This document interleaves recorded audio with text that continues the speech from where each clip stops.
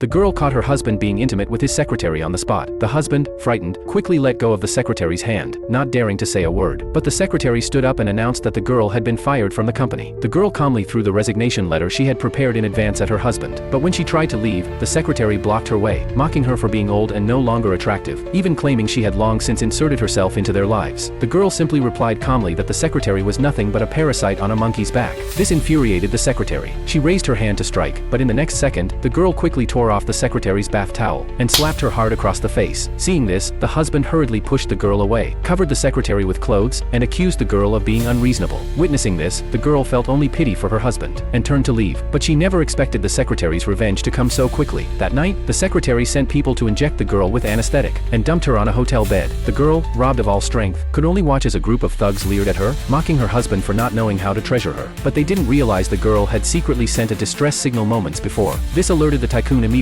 and he learned the girl was in danger. Now, the door was kicked open. A group of bodyguards rushed in, and with electric batons, they subdued the thugs. The tycoon entered the room, looked at the dazed girl, and felt unbearable heartache. The girl made up her mind that her husband and the secretary would pay the price. At the husband's new engagement banquet, the girl, dressed in a red gown, stormed into the hall. Everyone was stunned. They all thought she was just the abandoned ex-girlfriend, and mocked her for throwing away her dignity by coming to the engagement party. Even the secretary insulted her as a clown. But the girl simply smiled, turned around, and pulled out her marriage certificate, announcing on the spot that this man was already married. The real shameless ones were this pair of demons. Everyone was shocked. Only then did they realize that the secretary had been the man's secret lover all along. The girl picked up a glass of wine and calmly poured it over her husband's head, and this was only the beginning of her revenge.